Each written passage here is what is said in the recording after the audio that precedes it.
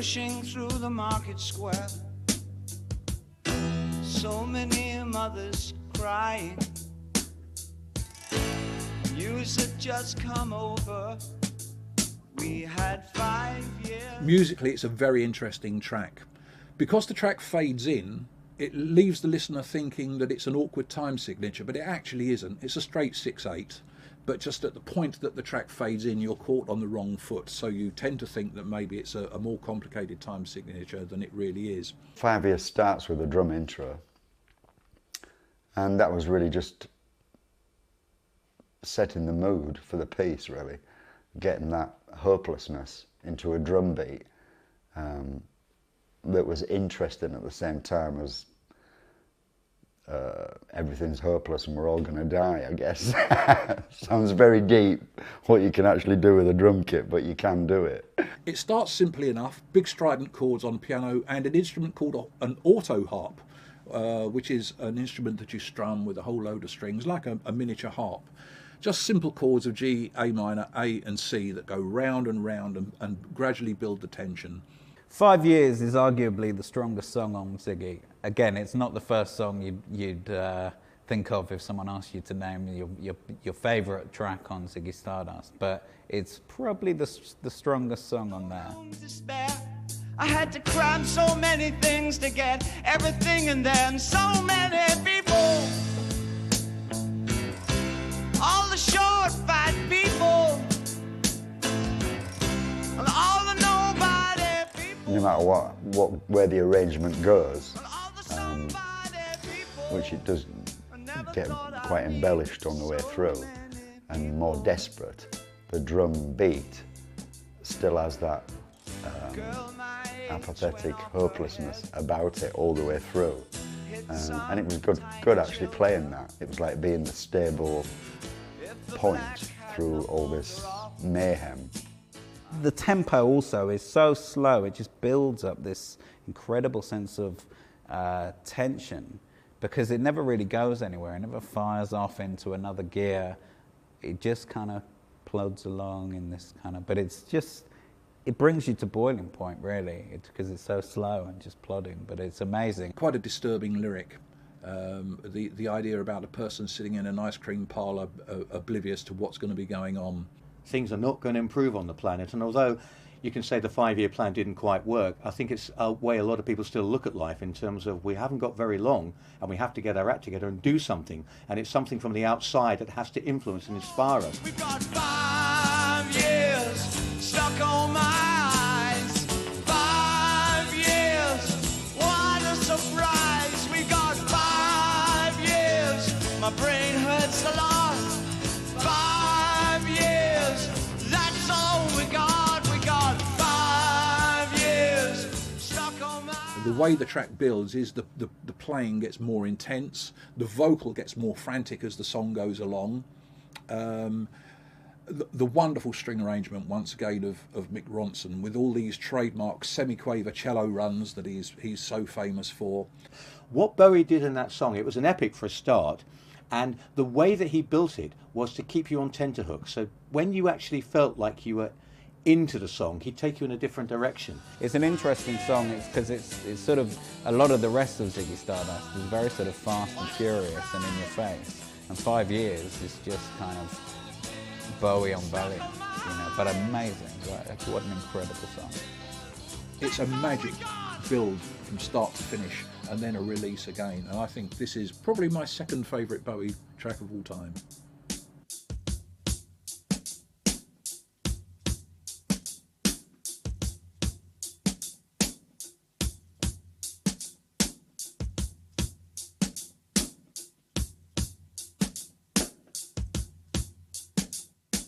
The only one thing that I always remember, I went in the studio one night, we were going out for dinner, and they were finishing off a mix of Moon Age Daydream. And Mick had put his guitar solo on the end, which I hadn't heard. And I walked in and they played it to us on the big speakers, quite loud. And when it finished, I knew then that was a great album, from that one track. For me personally, Ziggy doesn't stand up as an album in the same way as Hunky Dory as a coherent, cohesive piece of work end to end. I don't think it's as good an album. It doesn't sound as good all these years later. But the title track is an amazing slice of sexy rock and roll. I think Ziggy Stardust, the track, is really sets the mood for that whole album. I don't know if Ziggy Stardust is the archetypal Bowie sound. It's certainly the archetypal Mick Ronson riff. What an incredible riff. The glam thing had started to happen with Matt Boland and stuff. And the music industry had gone through the blues stage, you know, the Beatles, the Stones, and it went into this blues stage with bands like Cream and that coming through, and the rock, and you've got the Deep Purple, and you've got all that, which was okay for the heavier people. But for the younger kids and that, there really wasn't anything except poppy records. There wasn't anything you could like. There was no hero, superhero for them. You know what I mean? There hadn't been any for a while. And when Bowie came along with Ziggy, who was a superhero, really, they latched onto that superhero. It's the perfect ad for the album, that song. It tells you what's on the record and, hey, come and get it. It's, you know, it really just tells you what you need to know about David Bowie. When they came to see Ziggy Stardust, not David Bowie, that's what they came to see. And that was their hero, you know, and that's how it works. His cartoon character. And that's what he was on stage, you know, and it worked perfectly, the way it was put together. David was good at that lyrically. Just when you thought you knew what it was about, he'd change direction on you and put a little knife in the back or a little twist to it. And I think musically we mirrored that really musically. It was like, okay, you think it's going there, but then, whoa, where did that come from? And the trick and the art was making it seem like it belonged, even though it shouldn't really be there. I think that was a big part of the sound, and Ziggy was one like that, really. It's really hard to say why was that a great album. It just happened. We just went in, we recorded it, and everybody loved it. Because it's not down to us. It's down to the people that buy it, it's down to the people in radio stations, it's down to the press. When they got this album, they just went wild about it.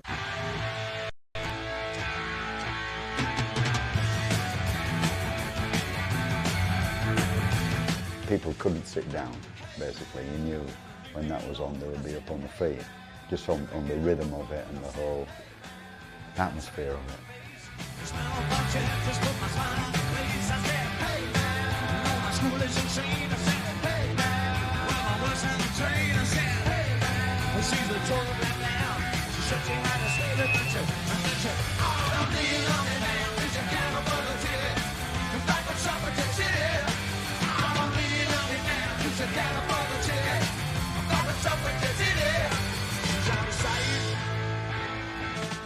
Suffragette City, what a great simple track. It's like the best of the Stones and T-Rex all rolled into one.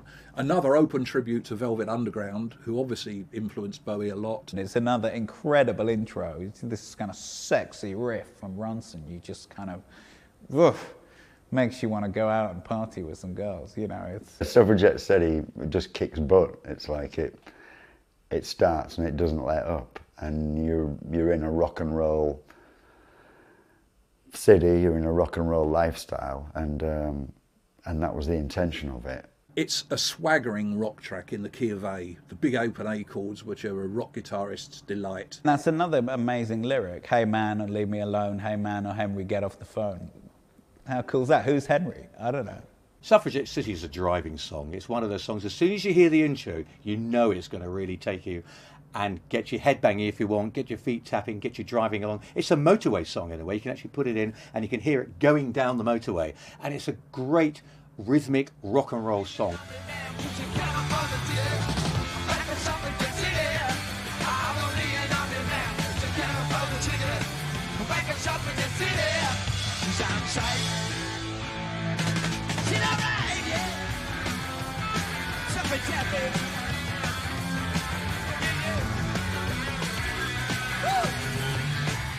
The drumming on Suffragette City is very simple, but it was finding a groove that was like streamlined, that wasn't your normal rock and roll beat.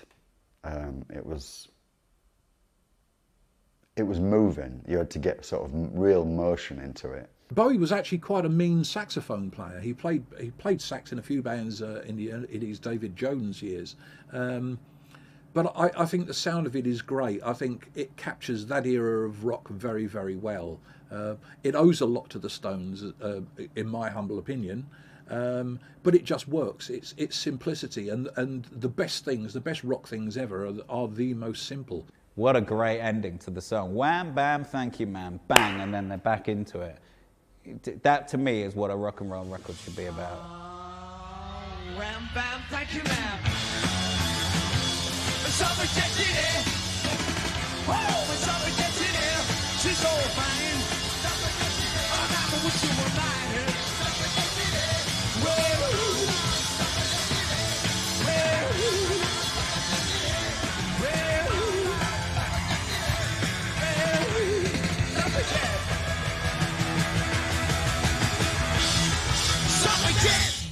Another really good example of Bowie's ability to use the technical side of songwriting is on a song like Rock and Roll Suicide, which again is basically written in C major, which is a key you would expect somebody setting out on their writing career to use.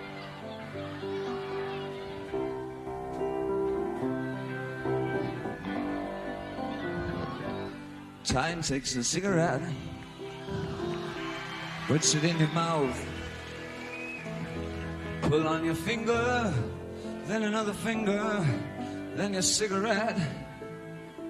While the wall-to-wall is calling, it lingers, but still you forget. Oh, you're a rock and roll suicide. But suddenly, on the chorus, Bowie wants to change the mood. He wants to introduce this air of theatricality and the sort of flavour of the West End stage. And he does that by shifting key, just as we start the chorus, into G flat major. It's a typical dramatic flourish, which you would expect to find in musicals like Les Miserables. And Bowie knows that this is the point that he wants to suddenly change the whole mood and the whole style of the piece as we come into the chorus. So he modulates, he changes key from C to G flat major, which is an unusual key. But what it does is it introduces this air of theatricality into the proceedings. It's wonderfully well done. Now the ship breaks the snarling as they stumble across the road. But the day breaks instead, so you hurry home. Don't let the sunlight blast your shadow. Don't let the milk flow behind your mind. They're so natural, religiously unkind. Oh no, love, you're not alone. You're watching yourself, but you're so unfair. You got your head all tangled up, pretty far can only make you care. Oh no, love, you're not alone. No matter what or who you meet, no matter when or where you see, all the knives see to lacerate your brain. I've had my share, now I'll help you with the pain. You're not alone. Just turn on with me, and you're not alone.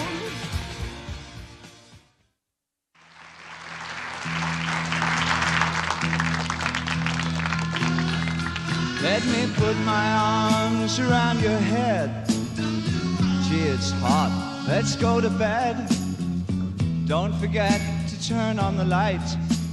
Driving Saturday, every time I hear it, just reminds me of two things: the Rocky Horror Show and Back to the Future, because it's got that 1950s B-movie feel to it. It's doo-wop. It's cinematic in the way it's describing itself as well. Driving Saturday is another one of my favourites, actually. I think it's just a futuristic rock song that isn't pretentious. It's just, I think that track's going to we'll see more of that track in the future. I think it's been passed over for some reason.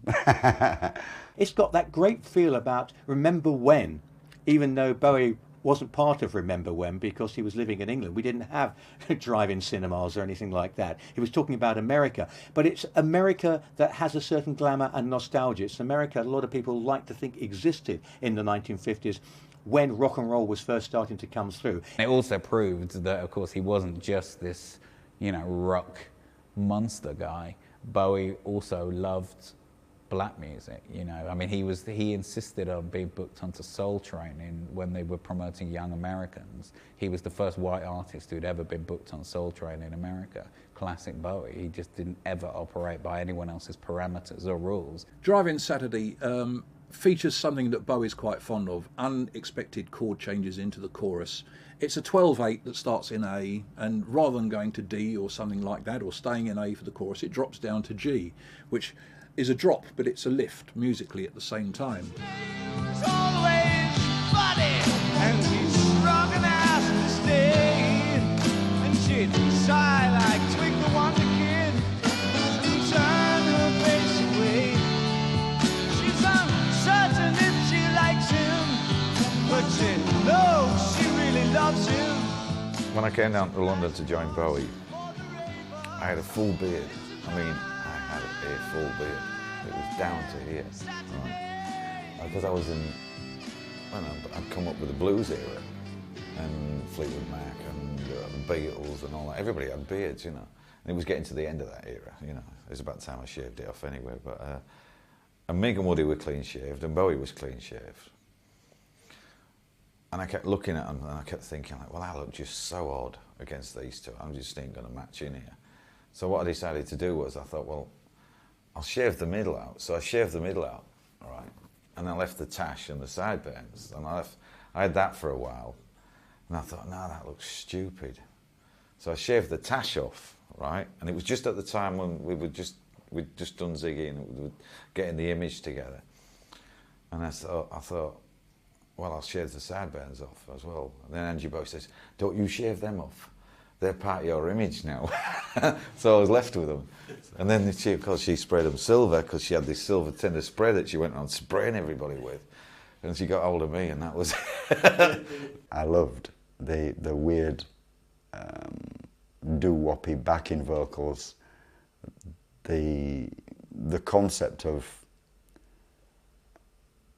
the song is probably more current for nowadays than it was when it was written. It's a good song. It features some great guitar work, some great guitar riffs, and some very interesting piano by Mike Garson, who has a totally different style of playing to Rick Wakeman. It's a much more basic, almost solid style, if you like, but it works very, very well on this track. The drumming was, again, a simplistic approach. It was just really let the arrangement and everything else ride on top of this groove you've set up, and you can't really break it down or mess about with it. It was, again, the stable point, you know. It's the B-movie element, going to the cinema and watching The Creature from the Black Lagoon or something very similar. It does have that feel, and it's the same reason that I always cite the Rocky Horror Show, because the Rocky Horror Show has the same feel, and Bowie did it around the same period with a song. And I'd love to see a movie made from Drive-In Saturday. That would be very interesting. It's a bit of a send-up. The saccharine, you know, the sweetness of it, the pastiche of the old 50s style doo-wop in the 12/8 feel works incredibly well. The saxophone is great. Bowie's over-sweet, strong vibrato on the sax, to me, works extremely well. And it's just a great vibe. There's a great feel to it. And I think the whole band were very, very good at that kind of style, that kind of, is it a send-up or isn't it? You know, you're never sure whether he's dead serious about it or whether he's completely tongue-in-cheek. Driving Saturday, it's a driving Saturday, it's a driving Saturday, it's a sir, yes sir, yes sir, yes sir, yes sir, yes sir, yes sir.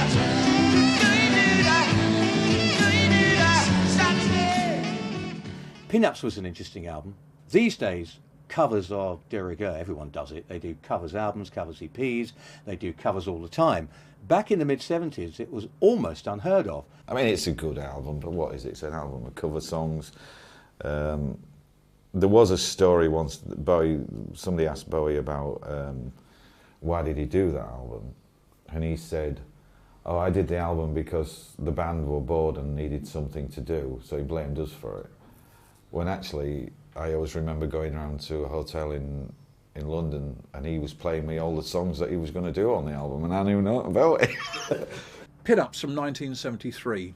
It's arguable as to whether or not it was a wise career move. A lot of die-hard fans, my son included, who's the biggest Bowie fan in the whole world, just don't like the album, full stop. I think Pinups was probably really the only option at the time, because we'd been basically working more or less non-stop for a couple of years. You know, we'd had like Christmas Day off, and that was about it. So the luxury of sitting at home like he did in the early days and just write wasn't really there. He wrote some on the road and on the bus sometimes, but there wasn't like another album's worth written. It was an album, he thought he was pressurised, I think. You know, when record companies, he's got big success, they want another album. And I don't think he had the songs. He'd been out on the road touring, and I don't really think he had the don't think he had the material, I don't think he had the direction, where to go, or anything. And I think it was, how can I fill this gap quick? Pinups is an interesting album, but it's certainly, creatively, it's not one of the most interesting in Bowie's career by any stretch of the imagination. There's some great moments on there, some great songs, but, you know, at the end of the day, it is a Bowie album, but it's not an album of Bowie songs. There was obviously an album was needed by a record company or whatever, and that was the obvious choice, really. Some of the tracks, I think, worked. Others would have been better left. Most of them. It was all stuff from his era going down the marquee, all the bands he saw on the marquee. Right. And he picked some great songs, but it wasn't a Bowie album. It was a cover version album. And the last thing people want when you're riding on the high of Ziggy and Aladdin, Sane, is for him to come out and do a cover album. You know, they want new material. Bowie is very much his own man, always has been. So you couldn't argue, for example, that it was a stopgap, that he wasn't writing material and he needed to put an album out. I think I would tend to be generous in thought and say that he genuinely wanted to pay tribute to these tracks and these artists, and he did the best job that he could. We'd always talked about doing an album of our favourite tracks, but it was more a whim, more a, ooh, wouldn't it be quite nice to do that?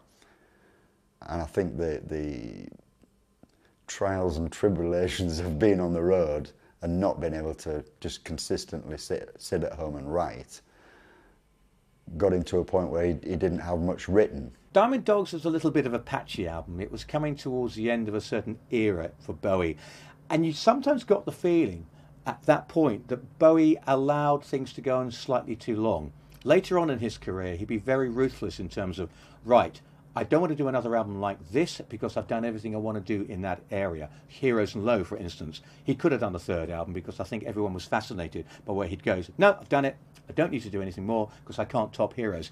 Many people think that Diamond Dogs was a bit of a disappointment, and I have to put my hand on my heart and say I think yes it was. I think he'd fired the Spiders from Mars. Goodness knows why. One hastens to guess why he would have broken up such a successful format. It was desperate. It was a desperate album in content, but I thought it was incredible in setting a whole scene up of desperateness and the 1984 approach. I think it was brilliant. in that context. I was gutted when he parted company with the Spiders from Mars at this time, because they've made such great music. The title track is interesting enough. Certainly Bowie showed that a lot of the bizarre ideas did in fact come from him, because they're present on this album. But then there are some weak moments. I mean, Rock and Roll With Me, quite frankly, is duff. I think it's a really duff track. I think Diamond Dogs definitely suffers from that lack of band cohesion. Maybe the songs also were a bit ambitious. They're very themed, very much around the whole 1984 George Orwell thing. So, you know, maybe it was a bit too conceptual. I think it stretched audiences just a little bit too much in the image of it and the content.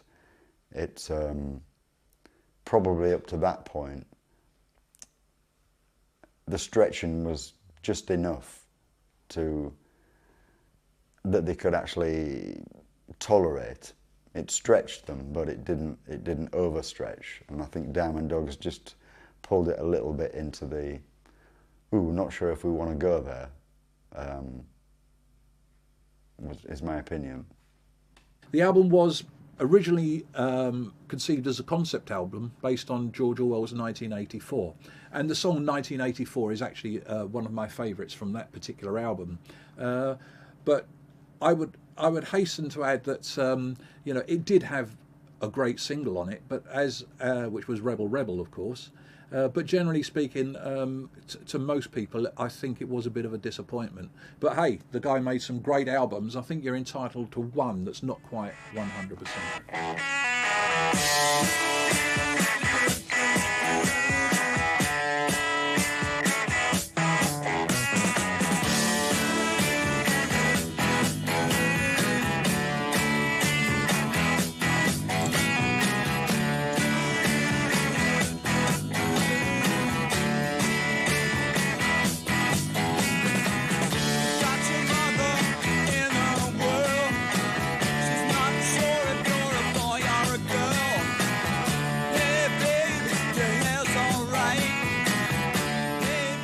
Rebel Rebel, in some respects, was a rewrite of Gene Genie to me. He was repeating himself a little bit, which is something Bowie rarely did and has rarely done since. It's a good single. It's got the obvious build-up. It's a rock and roll song, and it's got the chorus. Some people have accused him of kind of rewriting the Gene Genie with Rebel Rebel, which I just think is very harsh. It's a classic Bowie single, one of the best riffs Ronson ever wrote. Of course, Rebel Rebel was the big hit single from Diamond Dogs, and was it as good as previous singles? As a song, I think absolutely. I think it was great. That wonderful riff from D to E, I think it was used on a commercial for jeans or something or other. I remember it being used, I know Gene Genie was, but I think Rebel Rebel was used in a commercial as well. To me, it's the guitar playing. It's just the big sort of the big rock riff. Down, down, down, down, down, down, down, down, down. You know, it's just, it oozes classy rock. Say I'm wrong, attack it then, put them on. Rebel, rebel, put on your dress. Rebel, rebel, your face is a mess. Rebel, rebel, after they know. Hot tramp, I love you so.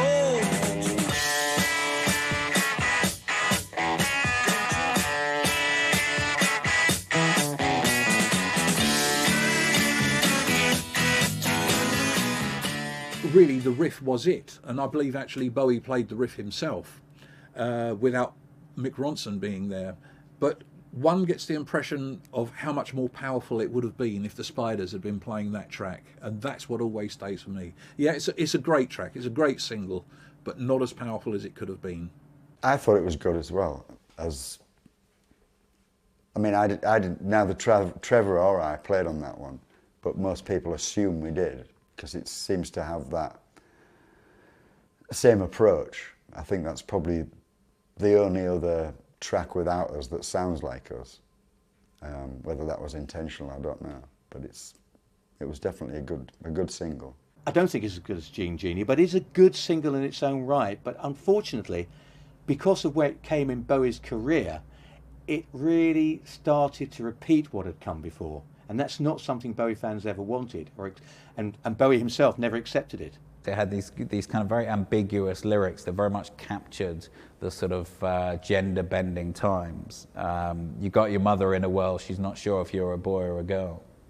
You know, there's a lot of messages going on there that I'm sure half of his public didn't actually understand, or half of the people buying the records didn't really know what he was talking about. But there were all these sort of secret messages of this sort of underground existence that Bowie was living. Because your faces are made. So how could they know? I said, how could they know? So what you wanna know? Calamity child, you tell me where you wanna go. What can I do for you? Looks like I've been there too. Because you're born in jail. And your faces are made.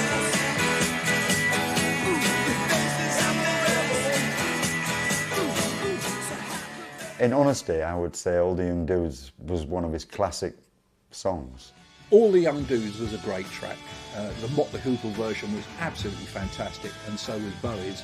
But when you listen to the Mott version, I think there's no doubt in the listener's mind that, oh yes, that this is a Bowie track.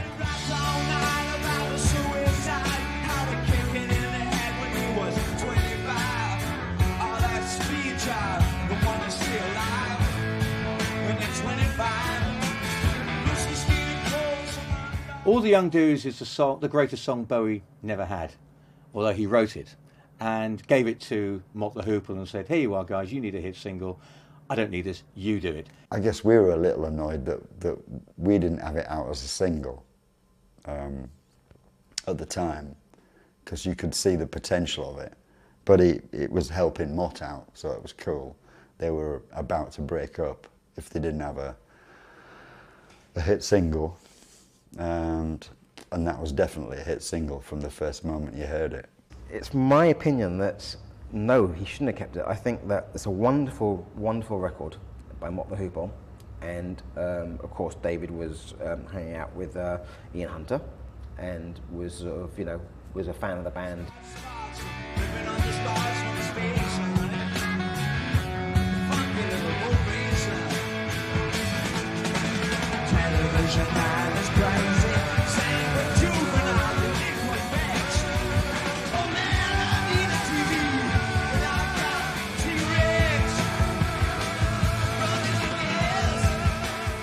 All the Young Dudes was a song that dated from the Aladdin Sane sessions. But by that point, Bowie was so creatively, was so firing on all cylinders.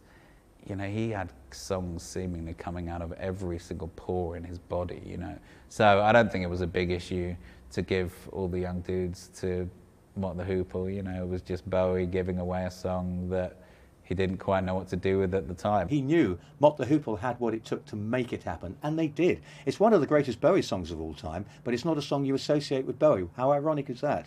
Yeah, they came and said, we're going to split up, we haven't got a hit or whatever. And he said, I'll write you one, and that's the one that he wrote. And they did it, basically. And that really saved their careers for a bit.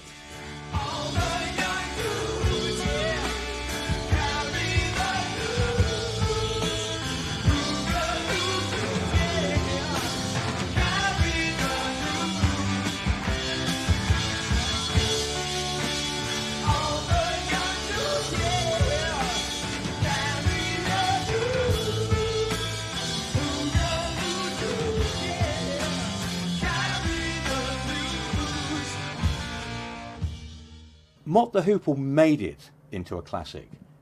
They actually infused it with life. It may be Bowie's song, but in the same way that the finest exponent of All Along the Watchtower wasn't the writer Bob Dylan, but was Jimi Hendrix. And it could never be equalled by Bob Dylan. I don't think Bowie could have done justice to All the Young Dudes the way that Mott the Hoople did. Should he have kept it? I think that's a debate that will go on forever, really. Yes, he could have kept it and had a big hit with it, but he didn't actually need to. So gracious of him to pass it over to Mott the Hoople. The Hammersmith Odeon in London. David Bowie plays the part of Ziggy Stardust for the last time. Ziggy was Bowie's most celebrated role, a weird and fated rock star who was both a parody of the archetypal rock star and an extension of Bowie's own personality. Now Ziggy played guitar, jamming good with weird and spiders from Mars. Well, he played it left hand, but he made it too far, became the special man. The Ziggy motion picture is one that I watch from time to time with my son. We're both fans of this. You have to remember that it's 31 years old, and so the lighting is a bit poor. I don't think the band get enough shots in it. I think there is one wonderful section where you can see Trevor. But generally speaking, it's very, very good. Ziggy Stardust motion picture is very patchy. It's not particularly good. It really shouldn't have been made because it didn't live up to where Ziggy Stardust should have been. I haven't actually seen the recut of it. I thought the atmosphere was good, so it's probably the same. The sound was always a bit suspect. I don't know whether that's been enhanced or not. I would hope so. The film of Bowie in performance at the Hammersmith Audience was recently re-released under the rather grandiose title Ziggy Stardust the Motion Picture, because it is not really a motion picture in that respect. It was shot on film, but the resources aren't adequate to do the performance justice. The camera work is decidedly weak. It's not properly lit. A lot of it's out of focus, and there aren't enough cameras to capture the event and to capture the excitement of the event on stage.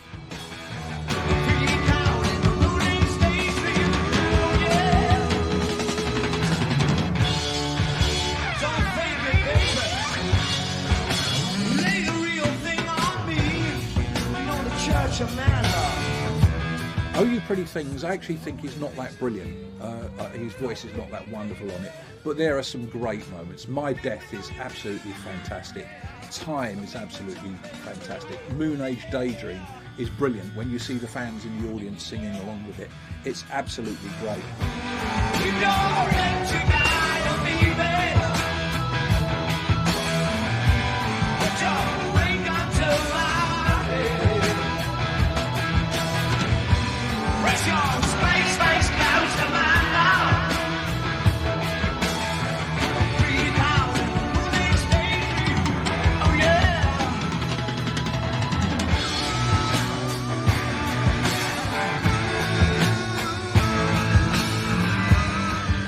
Part of the problem is that what you needed was a great epic performance. The Man Who Fell to Earth was really Ziggy Stardust the Motion Picture. That should have been renamed Ziggy Stardust the Motion Picture, but the actual movie itself is a little disappointing. It's a little flat. It doesn't quite capture the grandeur of the vision, the topicality of what Bowie was talking about, and more importantly, the urgency of the whole thing that surrounded him. And I think it really let down the whole image. And there's one section where Ronson plays a long guitar solo, and you first of all on the film you see him play the solo, and then you see that Bowie has gone off stage for a costume change, and you can see him in the dressing room changing while you hear the solo going on.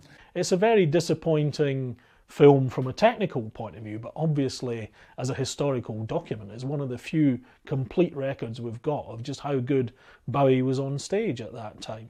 To the best of my knowledge, there wasn't a huge amount of repatching or re-recording after the event. I think it's a really important film. I think technically it's not wonderful. I think the 5.1 mix that my old friend Tony Visconti's done is very, very good indeed. But if you're a Bowie fan, how can you not have that film? It was good to watch personally. Whether that effect is the same from somebody not in the band, I can't really say. What you needed are reverses from behind the band to show you the crowd and the reaction to the crowd. There are very limited camera angles, and obviously that's due to the difficulties of shooting these things on film. The cameras are constantly running out of film. It's difficult to handle sound on a film production, and all of those weaknesses come through. So I think calling it the motion picture is a slightly over-the-top description for what is a very basic record of Bowie live in performance. She's a wonderful man. Hey.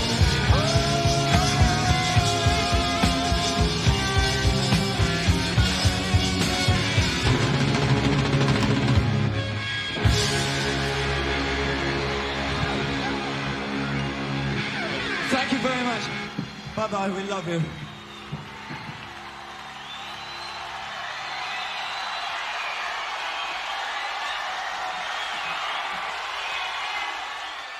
Working with David was different. It was, you know, sometimes a matter of keeping up with where he was going. I know loads of people who would love to have done what I did. You know, it was the most exciting thing I've ever done. In the studio, sometimes impatient, you know, which probably led to the reason why we only did 3 takes at the most. He would expect everybody to really have it together. So you had to, you know, otherwise the atmosphere would go a bit sour. Once you knew that was the game, then you played that game, and it was all right. So that got tough. Well, the band, you've got 3 musicians from Hull. 2 of them have played together for quite a long time in a band called The Rats, and then me, who played in the area in another band, a rival band. And we all did the same sort of music. And we were all into heavy rock and blues and power music, you know, good feel power music. And then when I joined, we still had that. And then we took it to Bowie, who basically, in some respects, was a folk singer.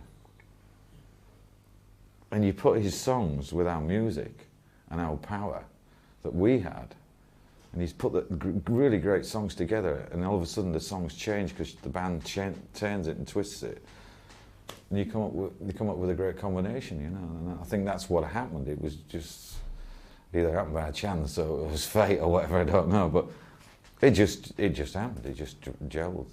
Generally, I guess it was fun as well, above everything. You did your job. You did what was wanted live and everything else, and you had a good time. Oh, the music stood the test of time without fail, you know. I mean, people still... That album still gets voted one of the albums of all time. He made The Man Who Sold the World, Hunky Dory, Ziggy Stardust and the Spiders from Mars, Aladdin, Sane, obviously Pinups, and then Diamond Dogs and Young Americans. It's ridiculous. If you told anyone today that a modern day artist was going to have that kind of creative success, you know, 6 albums that would change the world, or have many records that is, no one would believe you today. Everybody I talk to must have a Ziggy album in this country. And everybody I meet that was a Bowie fan, that was their era. It was the Spiders and Ziggy era. It's like that thing of the happy times are getting there, not necessarily when you get there. You know, when you look back, you realise that they were the good times, and you didn't sort of notice the really good times because you were going through them, thinking the good time was at the other end. But you get there and look back and you go, no, that was a good time. You know, I mean, even sleeping in a sleeping bag on his landing in his flat, which is where we probably slept for about a year. The whole band were in sleeping bags, you know, doing the first albums and that. And at the time you think it's rough. You look back and you think, no, it was actually cool. We got up, had a coffee, went down and played drums straight away and jammed, and then had breakfast, and, you know,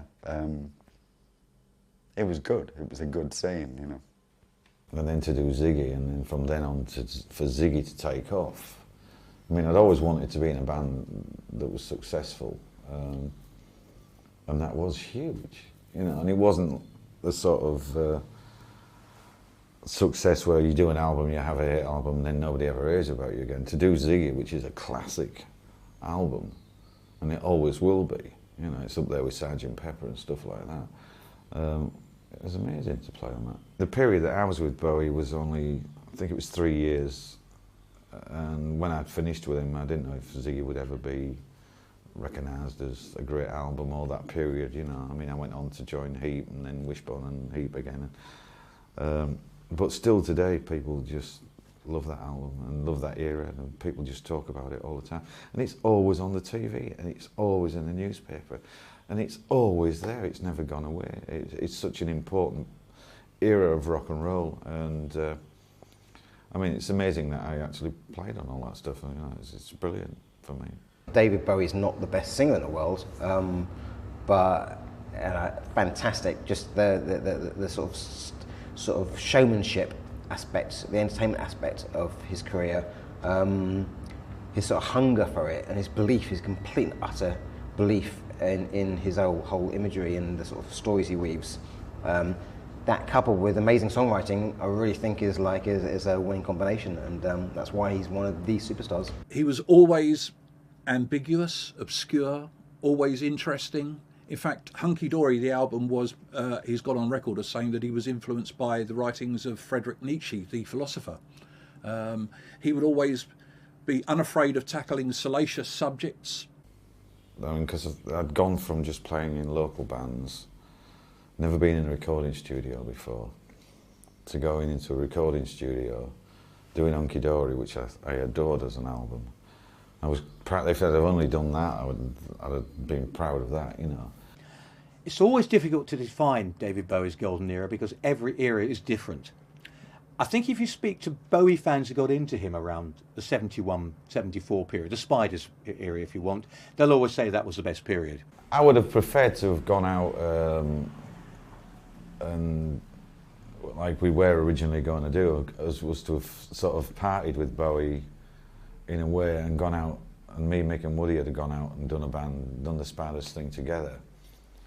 I think if we'd have done that, which we were going to do, until certain forces and management stepped in and stopped it, I think that would have been great, because we wouldn't have known where we would have gone as a band as well. We could have gone on and done great albums. So I think first and foremost at the drawing board, I think it's his songwriting that really, really shines, and you know, through nearly 4 decades, I think he's consistently come up with great songs, you know, from early on right through the Ziggy period, right through to the Let's Dance period. Just awesome, awesome songs. And we weren't given the chance because other people didn't want it to happen, which is sad, I think, you know. I'd like to have gone out like that, but the way it went out, it was pretty, not a nice ending to such a great time, you know. It still gets me today, you know. I still think about it and think, you know, if we'd have just done this, you know, never mind without David or whatever, but if we'd have just gone on and done something else and carried it through a bit further. But unfortunately it stopped when Ronson did his solo albums, and Woody got fired. And I sort of did this album with Ainsley Dunbar, but the heart had gone out of the band then, you know. I mean, Ainsley Dunbar's a great drummer, but it's not Woody Woodmansey. You know, you lose a member of the band and it changes. Lyrically, always very, very interesting. And although he was not, in the traditional sense, a brilliant guitar player, he was able to come up with some very unusual chord structures. He was not afraid of using flattened fifths. He was not afraid of using major sevenths in the bass, which was previously unheard of, as in Space Oddity and Starman at the start. I think his sax playing was quite bizarre at times. And I think the combination of his unusual musical ideas with the wide range of lyrical subjects that he used to incorporate is one secret to his success. I don't think there was anyone like Bowie before he came along. I don't think there has been anyone since, and I don't think there ever will be anyone like David Bowie again. We will never see his like again. He is the most influential artist of all time, and his music will still be listened to, along with the Beatles. His people will still be listening to Bowie's music in 200 years' time. I'm quite convinced of it. To me, David Bowie is one of the most amazing rock era performers we have ever seen and will ever see, because he was one of the very few artists, and is one of the very few artists, who understands the value of change and always understands the value of doing things to the maximum. So he'll always do things with the greatest effort possible, with the greatest talents possible. And there aren't many artists you can say that about. He seems to have an ability to bring out the best in other people, because that brings out the best in him. He appealed across the board to gender benders, to men, to women, to boys, to girls, still does. And I think it's very difficult to say exactly that was the reason for his success. There are so many reasons. Commercial melodies, you'll take something like John, I'm Only Dancing, Starman, a wonderfully sing-along chorus, and that you've got something as intricate and musical as Space Oddity. I think he's a very complex guy, and I think his complexity is the key to his success.